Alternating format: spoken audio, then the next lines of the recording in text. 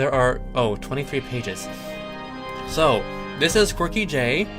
I have quite a few shots of alcohol in me, rum and vodka, so this is a good thing. We are reading Drunkwriting 5, The Crystal Empire Strikes Back, a collaborative drunk writing exercise between Not a Hat, hosted by Horizon, with Morningstar, not Bradel. Actually, Horizon was Bradel, and so we had a poster child Horizon as Morning Sun and Jordanis, and a few other people I'm forgetting, Light Striker. And we are reading the correct, canonical, and absolutely true Season 7, Episode 16, To Change a Changeling. Horizon was the Paradox Horizon. Official synopsis. Starlight Glimmer and Trixie try to get Thorax's brother to accept the Changeling's new way of life. And there is a picture of Ember and Spike and the rainbow deer Thorax with vaguely human bodies. One of them, Thorax, having a green plaid shirt, which is simply dreadful, and even his skin is green. Ember's is blue, and Spike's is purple. Parentheses below, pick is vaguely related. No, fine. Skip the synopsis. Everyone's drinking margarita classic, Captain Morgan shots, penalty shots, coconut rum, loco nut and or whiskey, cocktail, that was not a hat, Hawthorne Bunny, Wild Blueberry Lime Cider, Foam, Image, Bradel Image, Microsoft Edge, KwirkyJ, rum and vodka, Light Striker, Seltzer, SweetAI Belle, Limeade, I guess. Penalty shots, there's a listing there, I'm not going to read those. Okay, official canon, we'll skip those. Yes, Microsoft Edge, it's a thing, apparently. The story. Greater than. Chapter 1. Trixie was an old-style changeling, and she didn't want to become a new-style changeling. Set up, motherfuckers! Trixie banged her hoof on the door of Starlight Glimmer's fancy new gingerbread home in the Forest of Shadows. She shot a quick glance over her shoulder at the deepening shadows of the eponymous forest. The Changeling Brigade was on her tail, and she was desperate for a legit hideout. Starlight, open the door. Trixie has, a very important topic she needs to discuss with you, right this minute. In the distance, the sound of hooves echoed through the woods. The door creaked open, and Trixie saw Starlight's limpid indigo orb thrust into the door jamb. Hesitating not a moment, Trixie shouldered the door open and galloped inside. Bits of gingerbread flaked off behind her. What is it, Trixie? Is there a friendship problem for us to solve? You know I love friendship problems. Starlight mugged for the fourth wall, since she knew Twilight Sparkle would be watching. The army of drones was satisfied for now. Of course there's a friendship problem, Trixie exclaimed, resisting the urge to call Starlight a ninny-headed Mary Sue. I'm your friend, and I have a problem. Starlight Glimmer glanced out the door, and, seeing the herd hive of rainbow-colored changelings charging her cottage, she waved to them amicably and shut the door. Turning back to her friend, I see you editing there, Morning Sun. Turning back to her friend, Starlight trotted over to join her and levitated a pot of tea to join her. This sounds like an excellent prompt for a new adventure. Do tell me, my good friend, Trixie, what friendship problem are you dealing with today? The rainbow-colored changelings want to make Trixie into a rainbow-colored changeling. Well, we can't have that. We can only have dodgeball. Trixie muttered a brief prayer to Tleolax, the old changeling god. Thank you, Tleolax, for giving Trixie a friend who's so oblivious to her life that she still hasn't realized Trixie's a changeling. Right here, you know. Oh, mighty Tleolax, I didn't realize you were here. Care to take care of those damned rainbow changelings for Trixie while you're incarnating nearby? It saved us a lot of trouble in the end. Starlight Glimmer brewed her tea in silence while all this happened, content to know that the camera was at least pointing nearby, and her long-standing plan to take over the show through sheer dint of screen time was proceeding apace. Damn that Applejack! she thought to herself. I should have been one of the elements of harmony, not her. At least she doesn't get any new episodes anymore now that I'm here. Thorax nodded in sympathy, which Starlight took to be a nod of agreement. She took another sip of her tea. It was Xanathos brand Orange Mint Gambit. "Mwahaha," she said ominously, and then coughed before Thorax could catch on to her secret plot. When did Thorax enter? He never entered. So, Thorax said, were we going to work on that thing with the things? He coughed uncomfortably. Or what? I'm not sure what you mean, Starlight said. He gestured toward the plot. Things. Starlight raised an eyebrow at this casual breaking of the fourth wall. Thorax coughed uncomfortably and pointed at his plot instead. Oh, right! The plot, Starlight said, breaking the fourth wall again. Thank you, you guys are so nice. Damn it! Bradel yelled as Horizon ruined his chapter. He tackled Horizon and wrestled him to the ground. But seriously, Thorax said, sitting down with a sigh, the after effects of this switch in diet have been really freaking me out. He lowered his head, looking dejected at the ground. I tried talking it out with Ember.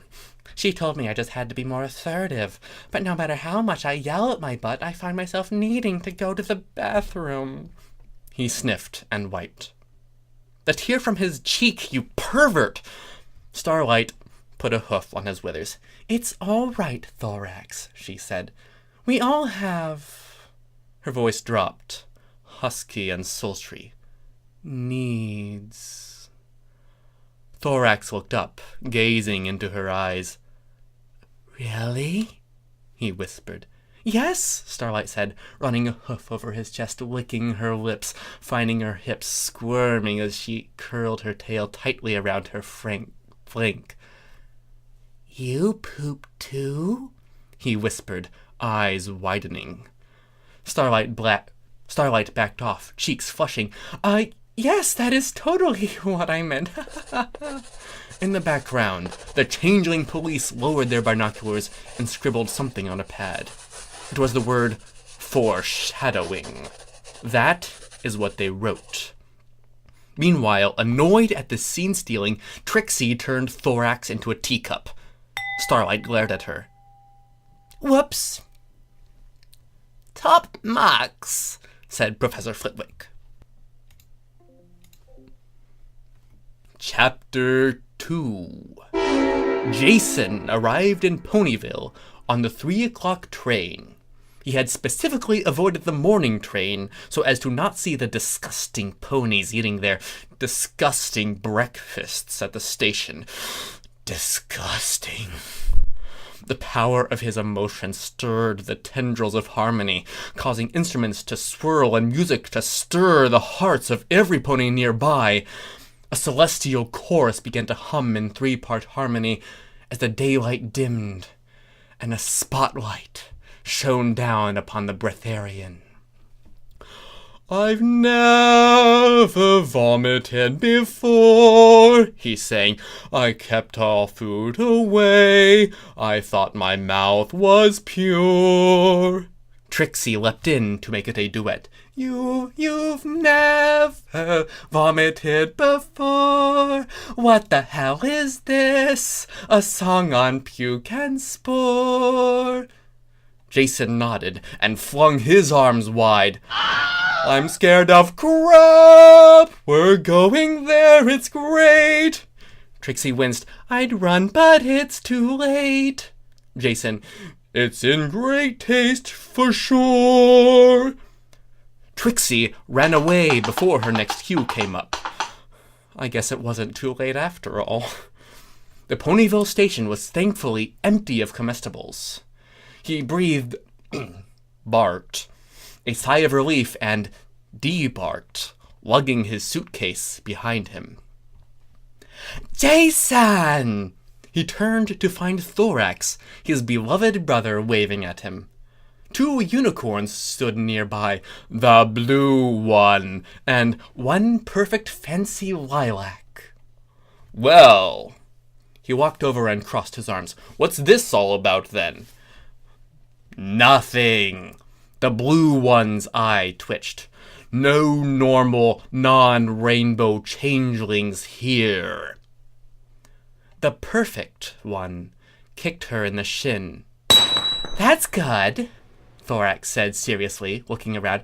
If there were, as part of the changeling secret police, I would need to arrest them with extreme prejudice. Not that I'm prejudiced against normal changelings, you understand. Good, Jason said. Good, the blue one said. Anyway, one perfect fancy lilac said, I'm Starlight Glimmer, and this is Trixie Belle Lulamoon. Princess Lula asked us to help you with your food difficulties. Food, Jason asserted, is a trick of the mind. Yes, well, one perfect fancy lilac said, my friend Pinky might have something to say about that. Cake, Jason intoned, is a lie. Look, you don't even necessarily need to eat anything, Thorax said. We just need to make sure you're on board with this whole eating thing and all that it entails. Whatever. I hear entrails are delicious, though, Jason said. Maybe we could start with that, if we're going to be eating things. Maybe, Thorax said. The heart is supposed to be the seat of emotion, right? Right, Trixie said. Not that the great and non-murderous Trixie would ever consider something like that, since she is not an old-style changeling who was afraid of the changing police. No siree. Good. Stop, in the name of totally not stolen love, the changeling police yelled as they jumped out of the bushes and shrubbery that surrounded the train station. Cliffhanger, dun, dun, dun! Chapter 3, in which problems start getting solved, or hyper-intensively convoluted. Stop right there, criminal scum! Spike turned around and yelped. It was the changeling brigade. The entire brigade collectively stepped forward aggressively and poked Spike in the chest. Pay the court a fine or serve your sentence, they growled. Your stolen goods are now forfeit. But I didn't steal anything, Spike wailed. There was a scene of intense violence which I am omitting to keep this story to a T rating. And that was the end of Spike's involvement in the episode. The changeling brigade marched away in flawless unison, leaving a red, circular footprints on the ground that led to a giant pile of viscera and gore. The brigade's departure complete, Jason and Trixie walked around the corner and gasped. The great and powerful Trixie observes that the great and powerful Trixie's friend... Well, I would not call him the great and powerful Trixie's friend exactly, since Spike has never been particularly nice to the great and powerful Trixie, other than at the great and powerful Trixie's bite-at testing parties held at friend Twilight Sparkle's behalf. And I would not particularly call Twilight Sparkle the great and powerful Trixie's friend, more like a friend proxy, since the great and powerful Trixie is friends with the great and powerful Trixie's friend Starlight Glimmer, has been murdered, Trixie said. Jason gasped. Oh my, he said. The great and powerful Trixie is horrified at this breach of the great and powerful Trixie's city's peace. Jason smacked Trixie. Okay, we get it, but that last bit of narration and text has been stricken from the record, so it didn't actually happen. Jason instead, I guess, felt a song coming on, and was compelled by the power of the music in him to put on sunglasses and a trench coat, while Trixie shouldered her changeling police uniform. To the tune of Don't Stand So Close to Me. I don't know this song. No one forewarned me. I can't sing this for you. I'm sorry. But GroaningGreyAgony wrote it, and I will read it as carefully and faithfully as I can, but I can't sing it. I am so sorry. The song begins. I begin with the grin that is overflowered by the sight of the blight that is overpowered by the things I like that are gone evermore, because Spike, dear Spike, now resides in the remotest Tartarian shores. And I swoon prune-like and overshowered, as if I see, but am being overglowered by the pursing gloom that is sure to score for Spike. Dear Spike will never flambench nae more. Is this part of food? Jason stared at the pile of viscera, unsure if he should be attracted or not. Is this what eating is about? No. This is tragedy. The blue one. There is a sadism fault there. The blue one spoke in some fashion that cannot be described in mere text. Because I feel kinda... Jason stared at the blood and gore. Anyway, we're going to the Crystal Empire now.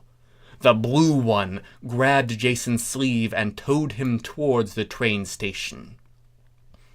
What about the affront to your city? The tragedy? Friendship? Leave it for Starlight. She's a super special self-insert snowflake, Trixie grumbled, and she still keeps on locking me in hamster's balls. Not that I don't enjoy it. All right. Jason shook his head in bemusement and followed her along. But don't you want more for your life than being Starlight's plaything? More? Trixie asked, puzzled. No, not really. Now come along. So, they got in a train and headed for the Crystal Empire, but on the way, they stopped in Canterlot. Why are we stopping here? Trixie asked. I feel that someone needs pamphlets, Trixon said. He reached into his improbably large luggage and extracted a handful of rumpled paper. My senses screamed out that the another soul is ready to be freed from the burden of... He shuddered. Food. Oh. Come! He grasped Trixie by the tail and charged towards the castle. Follow me! Trixie said as her skull bounced along the pavement. We have arrived! Jason dropped her on the cold flagstones outside an ornate floor. Huh? Trixie looked up blearily. Don't stop now, Glim. Oh, we're here. Why are we here? Pamphlets! Jason raised one large fist and hammered on the door. Bleary, sleepy horse noises sounded from inside. What? The door creaked open. Excuse me, Jason said. Do you have a minute to talk about saving our Lord and Savior, not eating? Luna shornfold from where she lay in bed. Not eating can indeed solve all your direst needs. Not having to poop, not liking vegetables, being bossed around by your sister. Tell me more, Luna smiled down at them, slicking back her billowing mane. Well, Jason gave her a perfect smile. There's a very simple 13.5 easy-step process that not eating can take to improve your life. Really? And 5 really difficult steps. And before we move on to chapter 44, your narrator KwirkyJ is going to take a drink of water. Have you ever thought about water? Cider is good and sweet, but water is the only true universal solvent. It can be found in cancerous cells, insecticides, and nuclear reactors. 99.999% of all living organisms have died after coming into contact with water. Did you know that Hitler and Stalin and even Mahatma Gandhi, that monster, were known to drink of water? Moving on to chapter 44. There's a recommendation to change the font that you, dear listeners, cannot see. But I assure you it is a truly offensive and foul font, and I will do my best to decipher it in whichever means I possibly can. But if things come out garbled, I will blame a smiling god of morning sun. Hi, everybody! Oh my gosh, never mind. It looks like I only get to say hi for like 10 seconds and then Bradel takes over, but until then, all the power is mine, and that means it is time for a scary story. Presented for the approval of the Maronite Society, I call this the tale of the missing hairbrush. It was a normal day in Ponyville, which means that the latest giant monster attack had ended about 22 minutes ago, and every pony was busy rebuilding the town, except for Rarity, because Rarity needed to fix the terrible main emergency that had happened during the fight against the ravenous, water-horned, 10-tentacled, almost but not quite totally evil armadillo piranha. I will remind you that this was a very drunk writing. It wasn't as really intimidating as it stands. That previous note was my own, the narrator's. It does not exist in the text. I am so sorry. It wasn't really as intimidating as it sounds, because while it was all those things, it was also really only 10 inches tall. A little teensy-beansy RBTTABNQTEAP exclamation point. So Rarity went to her boutique and up to her lavatory because she used fancy words. Okay, nobody write more on this, please. Just start chapter 45 or something. I need time to think. And if you write Pinkie Pie, I will get really, really angry, alright? Good! Chapter 4-2. There is an image, a screen capture from Mario. There is in the upper left, proceeding from left to right, Mario 048650, sigil X10, world 4-2, time 538. There is then a series of bricks. There's Mario standing on a level on the left side with some smooth brick under his apparently left foot. To the right, there are 3 Goombas. At the very bottom, there is stone. This is now CSI Ponyville. Celestia donned her glasses as she looked at the dead body hanging off the town hall's flagpole. It looks like some pony's life.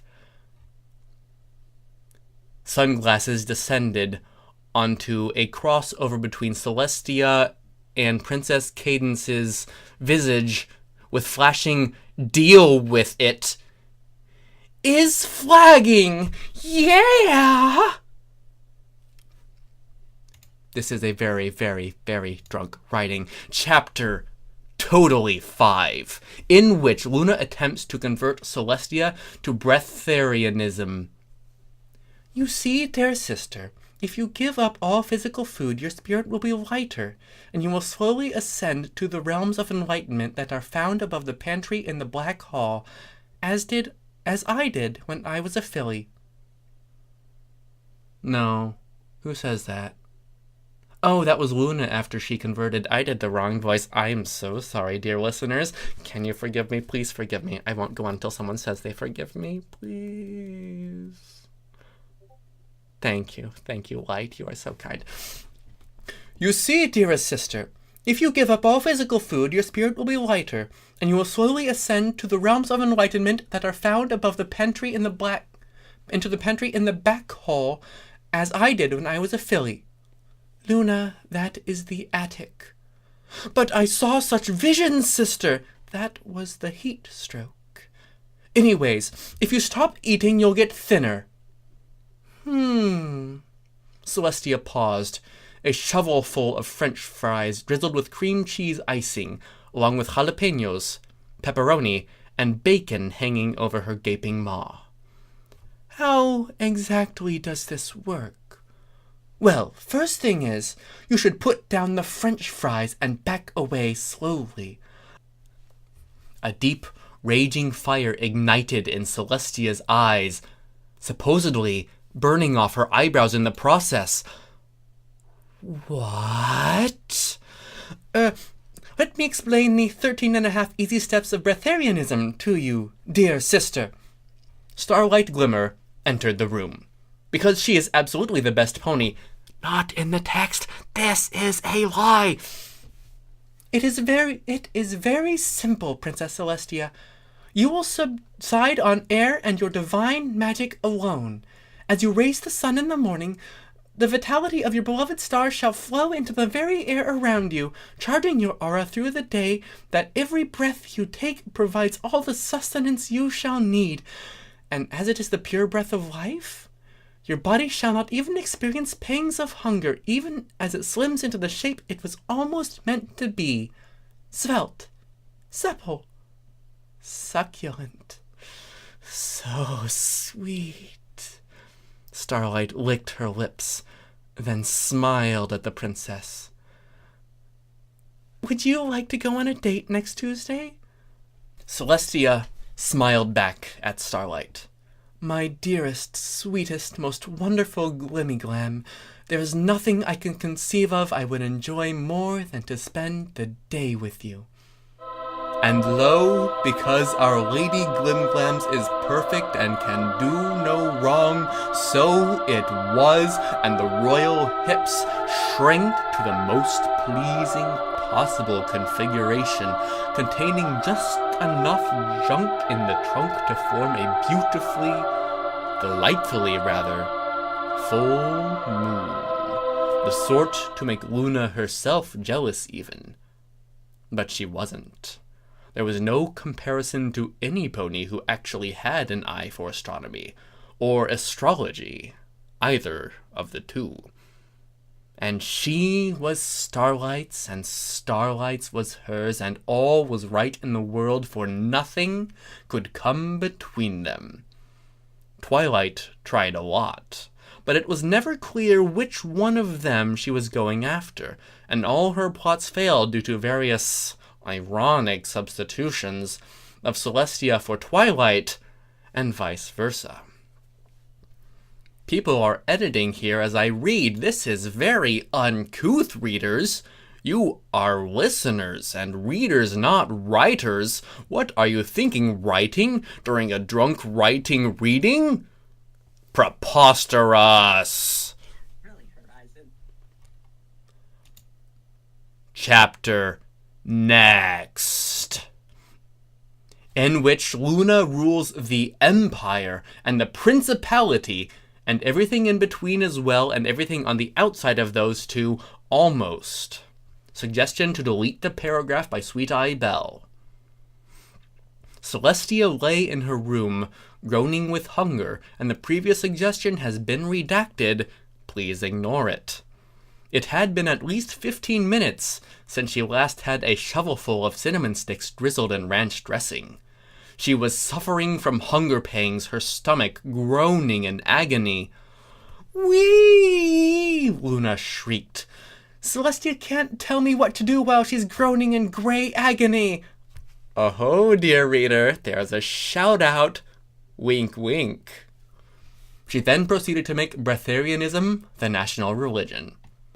The sound, as of 1,000 ponies screaming out in constipation, shook the magical ether. "Celestia can't tell me what to do."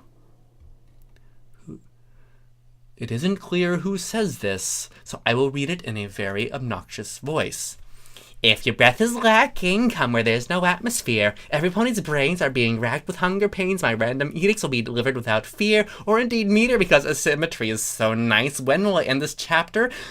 Oh, this line will have to suffice. But it didn't. Sunset Shimmer had to get her one little line in at the end. except it was actually a changeling impersonating Sunset Shimmer, making the next chapter maximally ambiguous if and only if you've read this one. Or if you remember having read it, which you don't, because changeling Sunset Shimmer is about to memory charm you so that you don't, and steal your Sunset Shimmer love.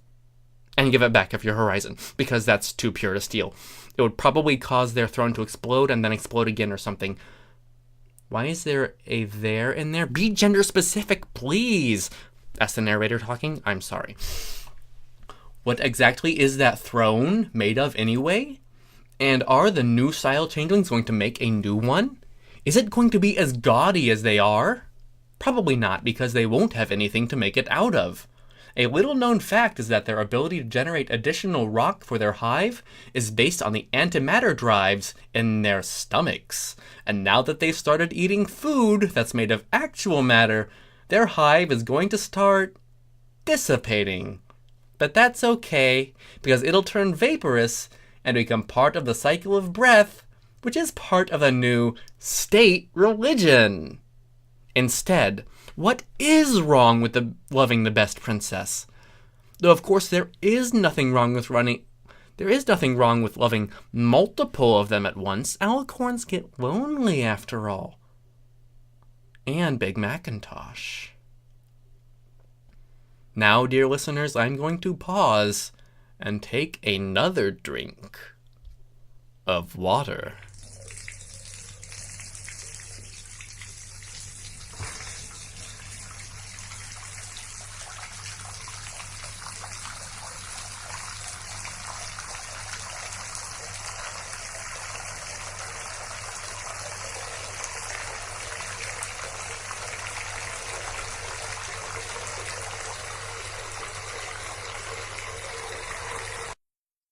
And we now return to Chapter Something, in which Sunset Shimmer is shipped with the entire changeling squad brigade. End cliffhanger. The entire changeling squad fell down the cliff. I guess this is a good thing because it was changed to the brigade in the previous paragraph. This is the narrator again interjecting his own opinions into the matter. We will now return to the actual text, which apparently has been well edited since I have started reading. Shame on you, listeners. At the bottom, they discovered a mirror portal. Also, they fell through this and ended up in Equestria Girls, but as cockroaches. Crunch. Flash Sentry stepped on them. Oh no! Flash Sentry, somehow sensing that he had inadvertently crushed a host of sentient life forms. I crushed a host of sentient life forms! He fell to his knees and scooped up the gooey organs that had once been the changeling squad. Brigade. I promise to carry on your legacy. He then ran off to marry Sunset Shimmer. Not dead. The changeling squad squirmed and transformed, managing to take the shape of a small petunia pot. Must protect Sunset Shimmer. Oh no, not again, thought the petunia. This was infinitely improbable, but it happened anyway. Moving on to chapter Who the Hell Knows. There was a lot going on in the Equestria Girls universe, actually. Nobody was secretly a changeling there because you couldn't get the magic these days. But there were a lot of crystal prep spies. Human Starlight Glimmer, heretofore known as Glim Rock, had just transferred into Canterlot High. Sci-Twi had her pegged as a spy immediately because she kind of knew everyone from Crystal Prep already. It wasn't a very well thought out plan, I've got to say. That's exactly what it says in the text. It also wasn't really clear what they were sending spies for.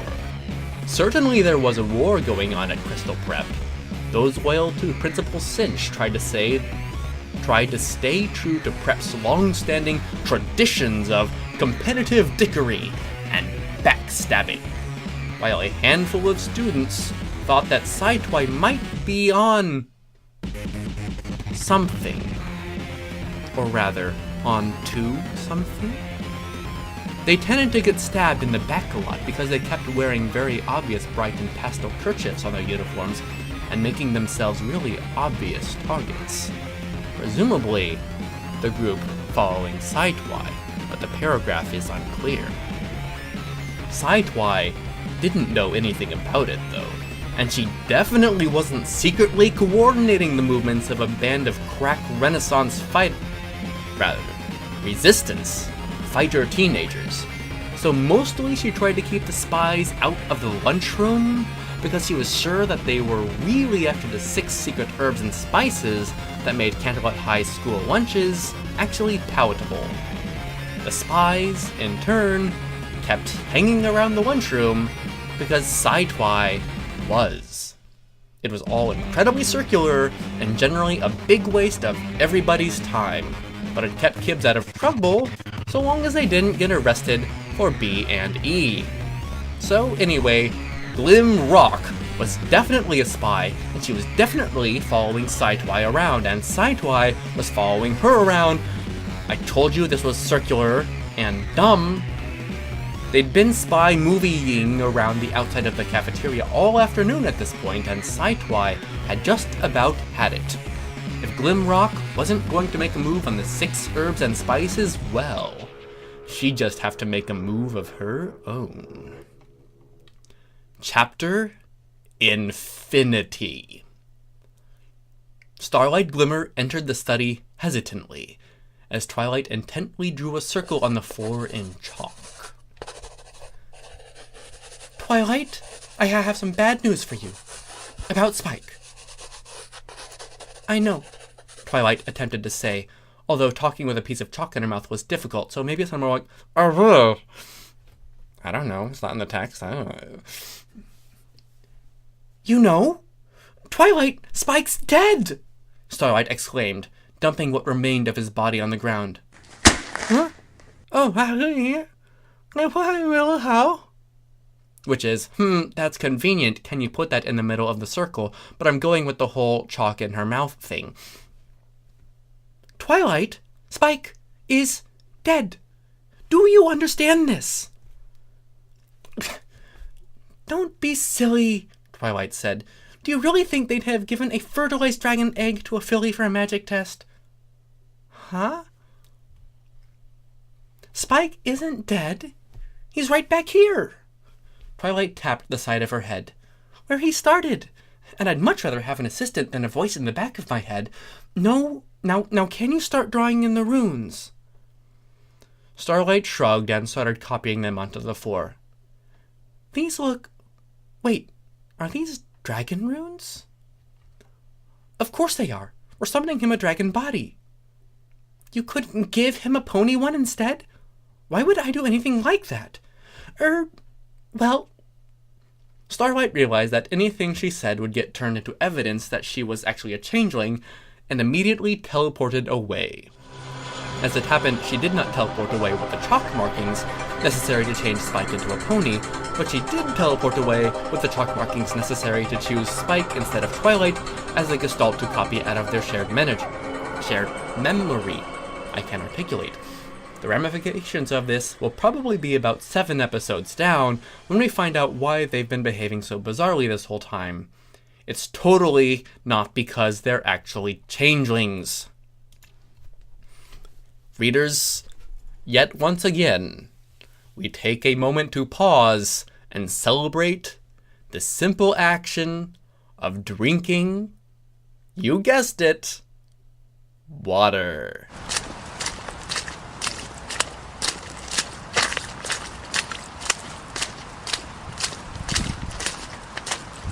Any mention of water in public that is not spoken about is prohibited by state council. Any talk of water where another entity is able to specifically orient not transmitted through the medium of the radio. It's strictly prohibited and will demand that immediate exile to the pit of eternal torture by Pickling.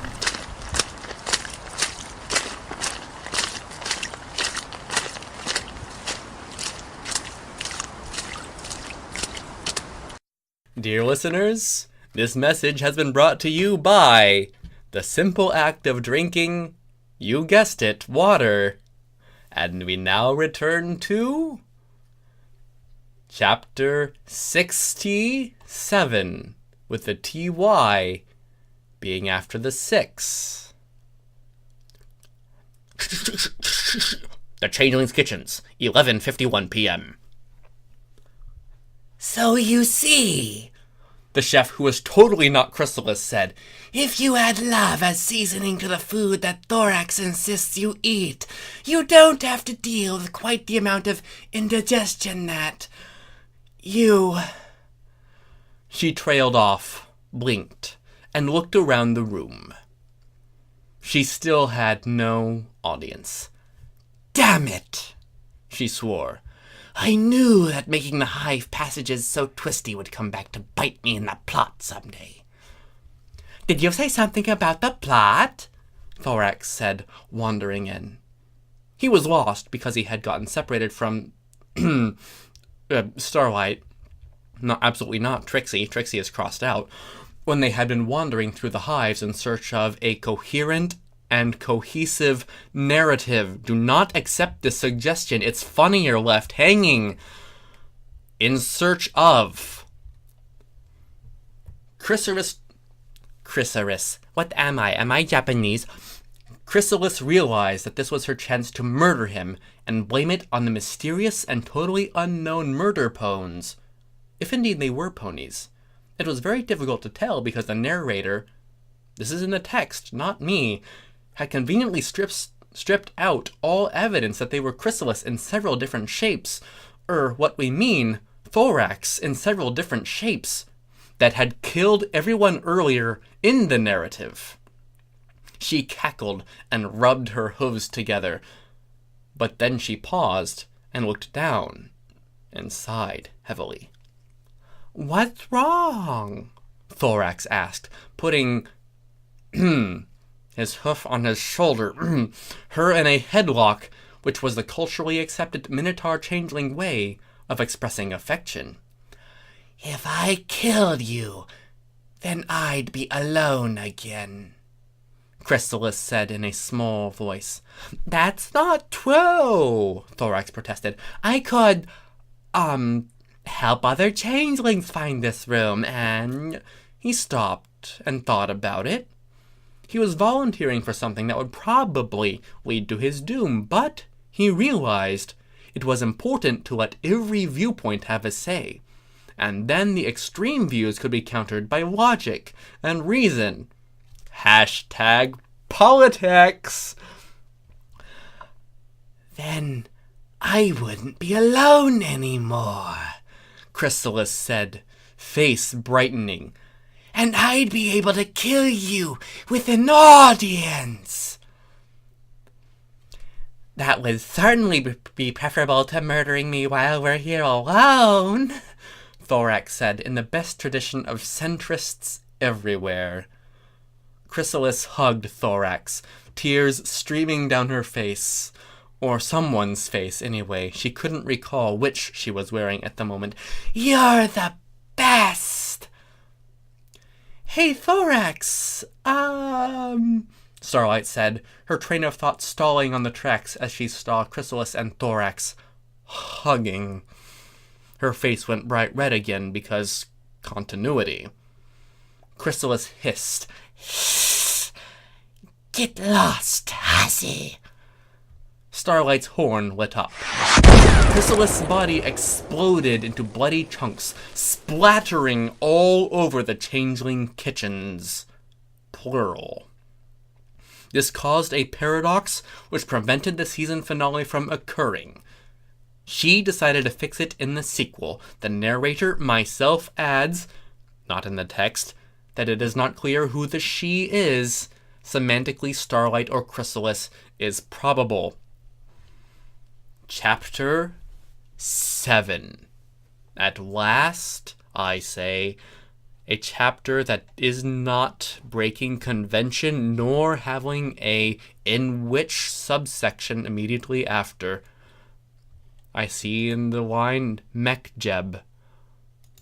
I know this reference, and it is Kerbals, and I have not played that game in over a year. I am sorry, but it is a good sandbox game if you like space, rockets, Legos, little green men, conspiracy theories, computer science, physics, astrodynamics, astronomy, little green men, getting hung up on foreign languages, changing APIs, little green men, explosions, puzzles, sandboxes, and little green men. I have segued enough, and will move on to Chapter 7. This segue has been brought to you by the Kerbal Space Program by Squad. Buy them multiple times, and support their vain efforts to finally support international localism. Chapter 7.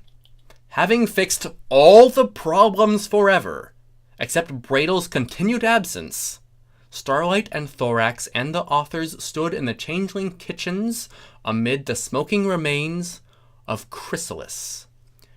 Wow, Chrysalis said. All this carnage has actually sated my canonical bloodlust. I don't actually want to kill you anymore. Wait a second. You're dead, Starlight Glimglam said. Damn it, Chrysalis said, and exploded twice. And then again for good measure, just to break the symmetry. Isn't symmetry breaking nice? Oh wait, nice rhymes with twice. Now we have a problem. Well, now that's settled, Starglim said. Fucking damn it, I'm not dead yet, Chrysalis said. Wait, what? Thorax said. Also, exploding is fucking painful. Starly Glimmerlight gasped. Thorax, do you know what this means? Thorax thought. That you can speak in interrobangs now. No! Well, yes, she interrobanged, but it's clearly in the text a comma. But it means we can solve our murder mysteries from earlier.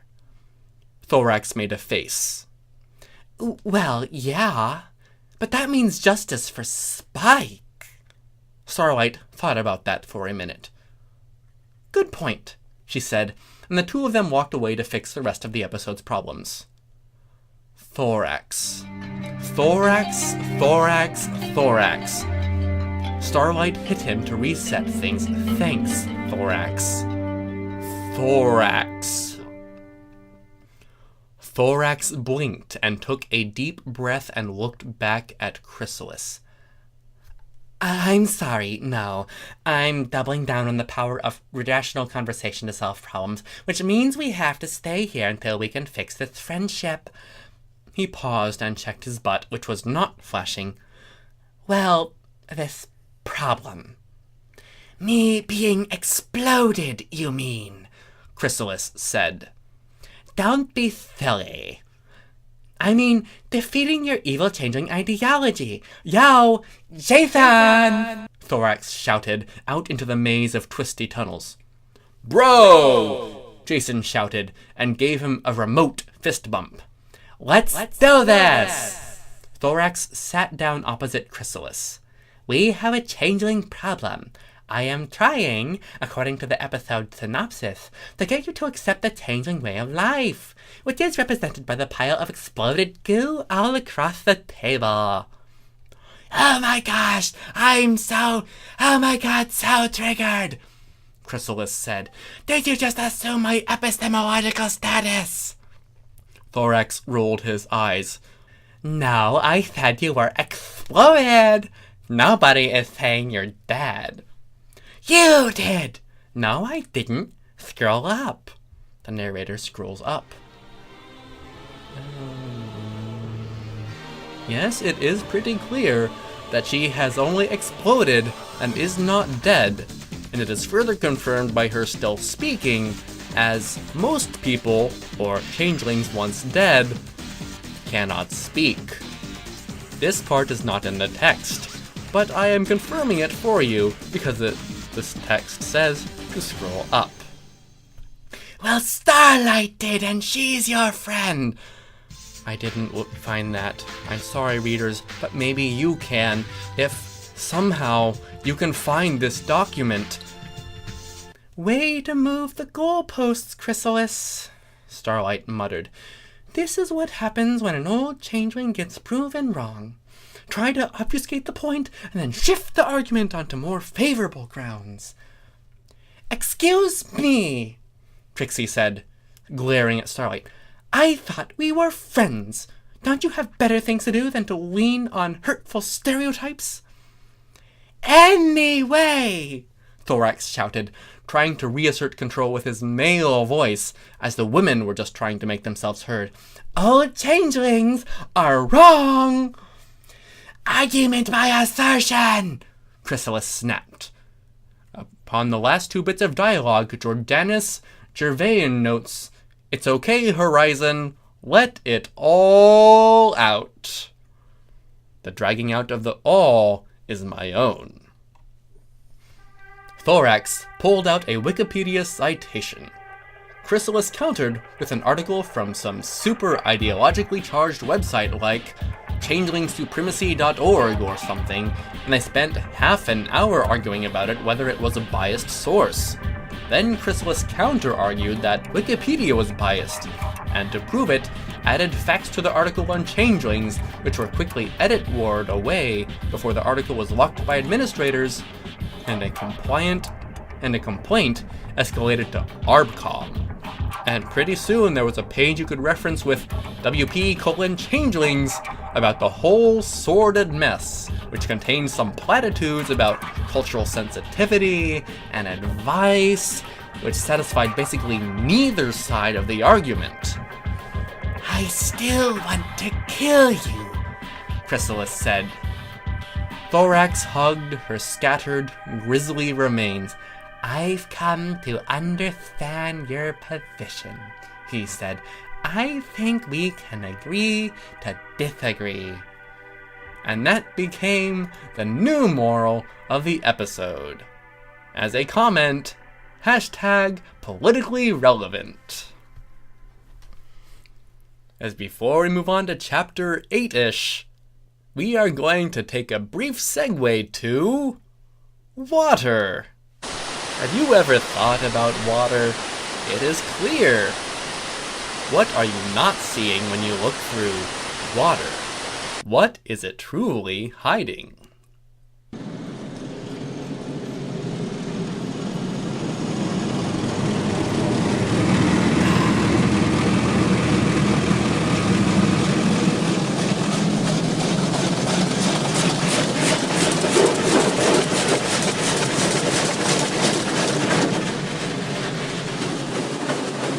Water can crystallize. Water can crystallize, but I do not believe it qualifies as a mineral, even in solid, or plasma, or ghost state.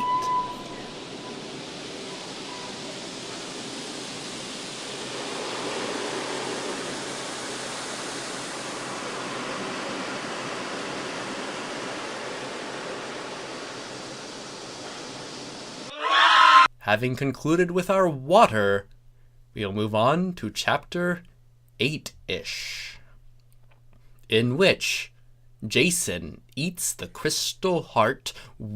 Well, Trixie said, if I was an old-style changeling, I sure would be happy to be here in the Crystal Empire.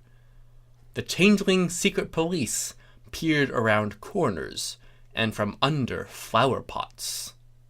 It's a good thing I'm not an old-style changeling, she said. Yes, Jason drawled. Good thing. Anyways, we're here to see the Crystal Heart, Trixie concluded, because seeing the religious icons of another region is sure to help you overcome your Breatharian disability. For the last time, Jason sighed, I'm not foodophobic. Minotaurs are constitutionally capable of surviving on the energy of heaven. Right. Trixie gave him a wink and a smirk. That's what I told my last girlfriend, too. Isn't that sunset shimmer? Jason asked. No! Hush! Trixie yelled. That's totally something they just added to my story so we could get into Ouroboros sunset shipping contest. I'm totally not spitting with that orange hussy and her gorgeous hair and her perfect eyes and her super powerful magic and shapely ass. Not at all. She frowned. And I'm totally not transferring my attraction to Horizon because he looks like he could be her brother, but is actually an old-style changeling like me. The changeling secret police made sounds as they peered out from under flower pots and through mail slots. I promise, she ended, sincerely clenching her jaw and wobbling her lip. All right, I believe you, Jason said. Now where's the crystal heart? Flurry Heart burped innocently. Readers, the following section did not happen. Chapter Jason then ate Flurry Heart. This space intentionally left blank. Neither. This chapter caused him to poop very painfully. Rainbows, because alicorn babies are pointy, am I right? Wow. Thorax, watch it. The sonic shit boom spread across the sky. I never knew pooping could be so beautiful. And after all that, he was no longer afraid of toilets. Readers, that didn't happen. Chapter end. The freaking end.